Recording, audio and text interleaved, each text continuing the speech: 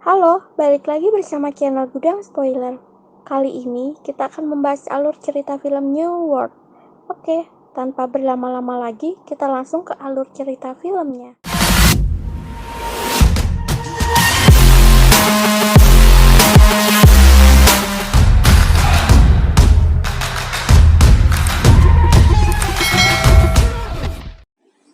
Cerita diawali dengan sorotan pemberitaan media mengenai pembatalan tuntutan jaksa kepada direktur utama sebuah perusahaan bernama Goldmoon. Sekian pun berpindah ke perjalanan selesai dari persidangan. Bos mafia tersebut mengalami kecelakaan sehingga harus dilarikan ke rumah sakit. 상황의 큰형님은 아침 첫 비행기로 들어오신답니다. Mendengar kabar itu, Jung Chung yang juga merupakan bos mafia terbang dari Cina menuju Korea. Dia kemudian dijemput oleh tangan kanan kepercayaannya yang bernama Jasung, langsung menuju rumah sakit. Dan ternyata bos mereka pun menghembuskan nafas terakhirnya. 사망하였습니다. 뭐? 이게 진짜 앉아! 씨발 여기 책임자 나오라네! Upacara pemakaman pun berlangsung dan dihadiri oleh semua anak buahnya. Dan ini adalah salah satu bos mafia bernama Lee Jong-gu. Mendapati kabar dari anak buahnya bahwa ada sejumlah polisi yang menyamar menjadi jurnalis yang meliput upacara pemakaman tersebut.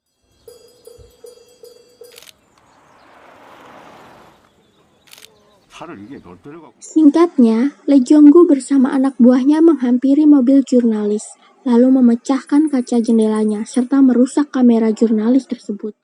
알어? 스토킹 같은 소리하고 자빠졌네. Scan pun berpindah, di mana terlihat dua petinggi kepolisian sedang membicarakan perusahaan Goldmoon serta profil para bos-bos mafia yang ada di dalamnya. Singkatnya, mereka akan melakukan operasi kepolisian bernama Shin-Segue atau New World. 현재 거의 신세계. Scan berganti lagi. Terlihat Jasung bermain Othello dengan seorang wanita yang merupakan agen dari kepolisian yang bernama Shin-woo. Jasung memberitahukan bahwa misinya sebagai penyusup di sana akan segera selesai, dari mana dalam 2 hari ke depan akan ada pertemuan untuk menentukan direktur utama yang baru. Namun, rupanya misinya belum selesai dan Jasung pun marah.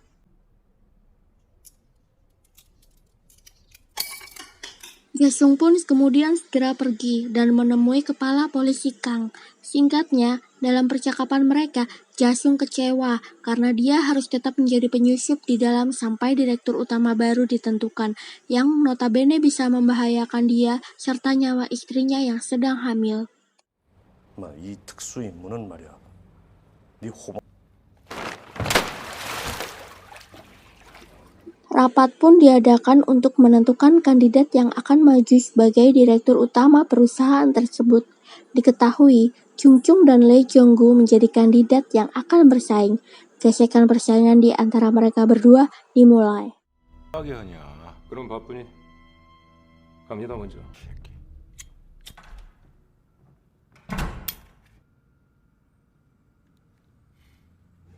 Scan pun berpindah di bandara. Jung Chung yang diantar oleh Jasung untuk kembali pulang ke Shanghai. Di sana Jasung menyadari bahwa ada beberapa anggota kepolisian yang sedang menyamar. 화병 간다 이 씨불놈아. Melewati portal pemeriksaan, Jung Chung kemudian dicegat oleh beberapa anggota kepolisian yang memintanya untuk mengikuti mereka menemui kepala polisi Kang. Intinya dalam pembicaraan mereka, kepala polisi Kang menawarkan sebuah kerjasama untuk membantu Jung Chung menjadi direktur utama dan menyingkirkan geng Lee Jong-gu sembari menyodorkan data profil dia serta bos geng lainnya sebagai bentuk ancaman kepadanya. 바빠가지고 그러는데 도대체 Di pesawat, Jung Chung lalu menyuruh pengacara pribadinya untuk mencari informasi mengenai kepala polisi Kang. dan menghubungi para gembel Yanbian yang merupakan kelompok pembunuh bayaran. 来放下，再过来。 Adegan berpindah lagi, terlihat Lee Jong-gu yang sedang sarapan bersama anak-anak buahnya.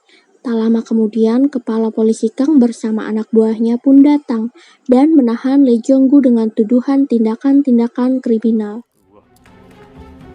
저기 그 개새끼냐?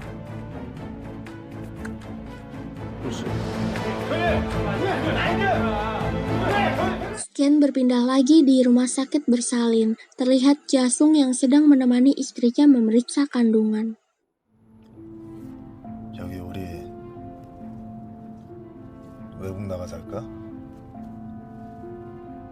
Kemudian selepas itu, istrinya Jasung pun langsung berjalan sendirian di sebuah mall.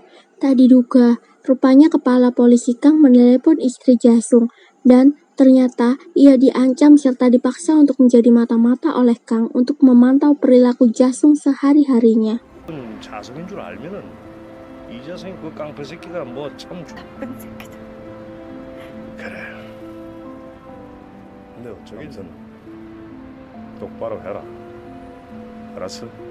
Lalu adegan pun berpindah lagi di lapangan bola.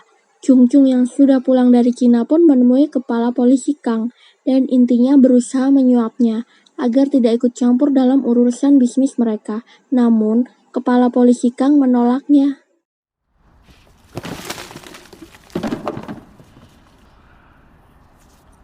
나 깡패 새끼들 돈 Di mobil, Chung Chung kemudian membuka sebuah berkas yang ia minta carikan kepada pengacaranya.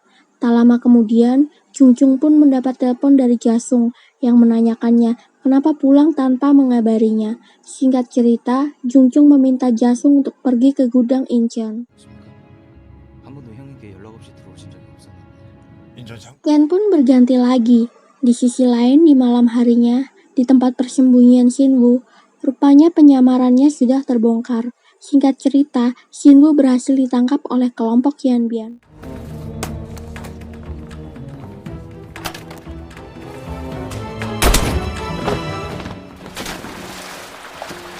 Kemudian Jasung yang tadinya dalam perjalanan pun tiba di gudang tersebut. 좀 늦었다 야. 에 비도 걸려서 썩무? Di sini ia telah tahu bahwa Sukmu yang merupakan tangan kanan Jasung adalah polisi. Dari berkas yang ia baca di mobil tadi, Chung Chung pun kemudian menunjukkan drum yang berisikan Shinwoo kepada Jasung. Di sini Jasung pun terkejut dan berkeringat melihatnya. Singkatnya, Chung Chung membunuh tangan kanan Jasung, dan Jasung pun terpaksa harus membunuh Shinwoo untuk menutupi penyamarannya. 늘 갖고 논 거요.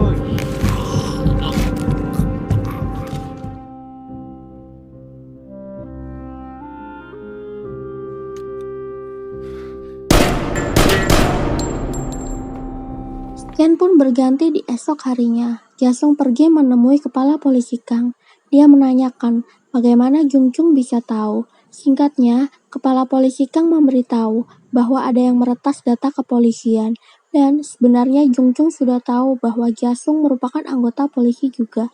Serta memberitahu bahwa Sukmu ditugaskan untuk memata-matai Jasung karena kepala polisi Kang takut Jasung beralih pihak kepada mafia dan gangster. Tak lama, datanglah Jang Suki, wakil ketua Gold Moon yang sudah kehilangan taringnya. Dia ditawarkan kerjasama oleh polisi untuk mendapatkan kekuasaannya kembali dan menjadi partner Jasung untuk menjadi kandidat pimpinan Gold Moon nantinya. Rencana kepala polisi Kang pun sudah mulai berjalan. Adegan berpindah di basement parkiran. Chung Chung yang terlihat akan pergi bersama anak-anak buahnya dicegat oleh anak buahnya Lee Jong-gu. Terjadi pertikaian antar kelompok yang sangat sengit. Chung Chung pun mengalami luka yang parah.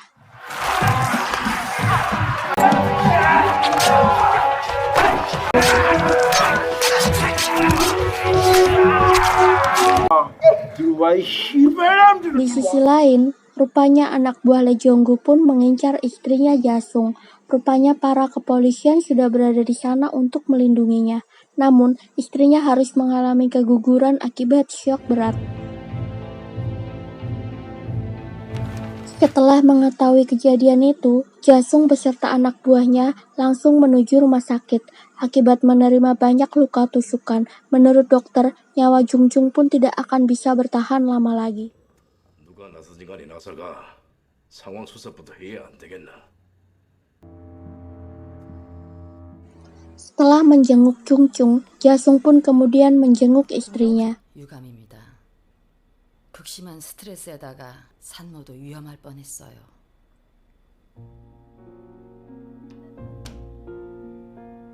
Karena Jungjung masih di rumah sakit dan Lee Jong-gu yang masih di penjara, secara otomatis Jang Suk-hee serta Jasung dinobatkan sebagai ketua dan wakil ketua Goldmoon secara langsung. 사지들 갖고 뭘 어쩌겠어. 그냥 내 수발들. Adegan pun berpindah lagi. Jasung pergi menemui kepala polisi Kang. Intinya, setelah menjadi wakil Goldmoon, Jasung diminta untuk memberikan data-data mengenai elit maupun pejabat yang bekerja sama dengan Goldmoon, serta memberitahu bahwa Lee Jong-gu akan dibebaskan karena tidak cukup bukti. 알았지? 골드문에서 돈 받아 처먹은 금배지들, 제복들, 펜테들 명단 나올 거다. 뭐요?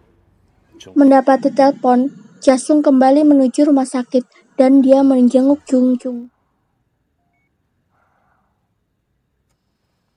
널 자리 좀 비켜줄래? Dan Jungjung pun ingin berbicara kepada Jasung secara pribadi.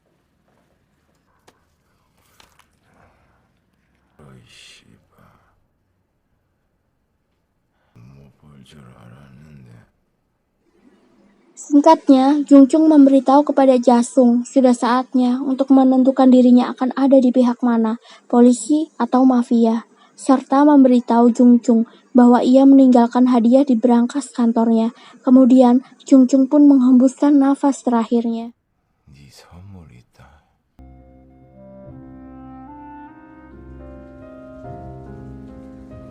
Acara pemakaman Jungjung pun dilakukan.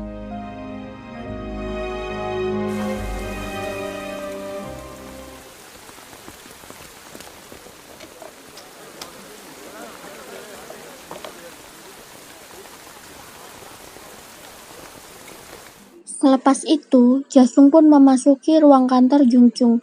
Di sana ia menemukan bahwa rupanya Jungjung sudah mengetahui bahwa ia adalah polisi dari berkas berangkas tersebut.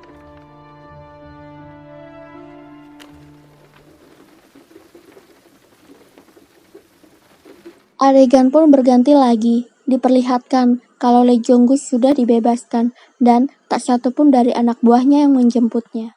저것도 씨발. 예 형님. Di sisi lain, Jasung menemui Jang Suk-hee yang sepertinya ada hal lain yang ingin dibicarakannya sembari menuju tempat rapat penentuan pimpinan baru Goldmoon.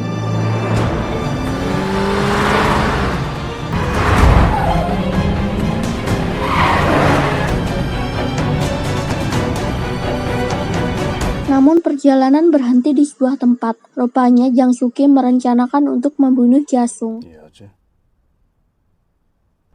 정청이한테도 안부 전하고. Adegan langsung berganti, di mana Lee Jong-gu yang tiba di apartemennya kemudian didatangi oleh anak-anak buah Jasung dan dibunuh. 좋은 날씨네. 누구 있으신 분 계십니까? Adegan pun berpindah lagi. Ternyata kebalikannya, justru Jang Suk-hee lah yang telah dijebak dan dia pun dibunuh oleh anak-anak buah Jasung. Di tempat lain, salah satu gembel Yan Bian mendatangi kepala polisi Kang dan kemudian membunuhnya.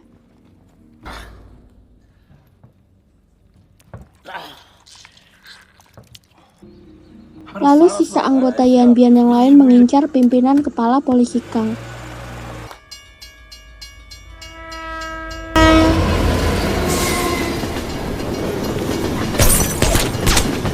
Dan Jasung pun kemudian dinobatkan sebagai ketua Goldmoon yang baru dan film pun tamat.